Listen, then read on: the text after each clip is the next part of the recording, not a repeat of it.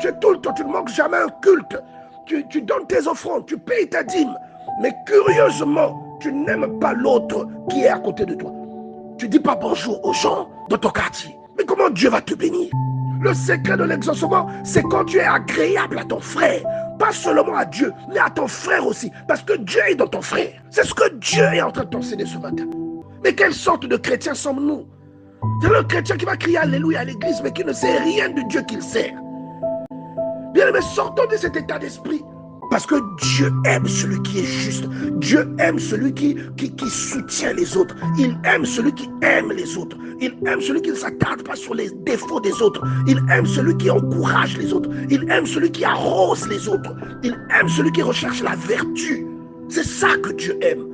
Et ça, tu deviens conscient de ça que lorsque tu vas dans la parole de Dieu. Tu vois, autrement tu ne seras jamais conscient. Tu vas t'arrêter à tu ne tueras pas, tu ne mentiras pas, tu ne voleras pas. Tu vas t'arrêter à ces choses-là. Mais quand quelqu'un va te demander de l'aide, tu ne l'aideras pas volontairement. Tu ne sauras pas que c'est un péché. Tu as de l'argent, quelqu'un a fini de travailler, tu lui dis non, reviens demain. Tu ne sais pas que Dieu dit que c'est un péché. Tu ne sauras pas ça. Tu vois? Le secret de l'exaucement, c'est quand tu es agréable à ton frère. Parce que Dieu est dans ton frère. C'est-à-dire tu atteins une dimension où la simple parole de Dieu devient ta source de guérison. Il dit, tu crieras et il dira, me voici. Dieu te dira, me voici, lorsque tu crieras à lui. Si tu es loin du milieu de toi, le joug, les gestes menaçants et les discours injurieux. Au verset 10, il dit, si tu donnes ta propre substance à celui qui a faim, c'est-à-dire le peu qui te reste, quelqu'un en difficulté, tu lui donnes ça. Bien aimé, il dit, si tu rassasies l'âme indigente, ta lumière se lèvera sur l'obscurité et tes ténèbres seront comme le midi. C'est-à-dire là où dans ta vie il y avait l'obscurité, la lumière va apparaître. Là où quelque chose ne marchait pas dans ta vie, la lumière va apparaître. La gloire de Dieu sera visible dans les aspects de ta vie qui étaient sombres. Là où les choses ne marchaient pas, là où tu avais des complications, la gloire de Dieu va apparaître. Pourquoi?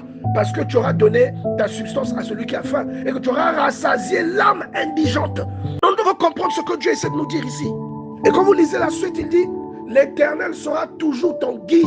Il rassasiera ton âme dans les lieux arides. Il y a par exemple dans le monde, il y a souvent des gens qui perdent leurs emplois. Il y a des gens qui vivent une difficulté. Dans ce milieu-là, quand tu es croyant véritable, il y aura une distinction. Il y a chômeur et chômeur. Il y a immigré et immigré. Il y a sans emploi et sans emploi. Il y a difficulté et difficulté. Est-ce que vous comprenez? Il y a toujours deux cas, comme on dit souvent. Dieu t'a précédé sur la route. Ta justice marchera devant toi. Tu n'es pas encore arrivé, mais la condition est déjà arrangée. C'est-à-dire là où tu vas, même quand les portes sont fermées, à cause de ta justice, les portes là vont s'ouvrir devant toi. Il dit, la lumière pointera comme l'aurore et ta guérison germera promptement. Ta justice marchera devant toi et la gloire de l'Éternel t'accompagnera. Il y a des personnes chez qui vous voyez des résultats différents des vôtres. Ces personnes-là font ces choses. Ils appliquent ces préceptes ici. Et vous voyez la gloire de Dieu dans leur vie.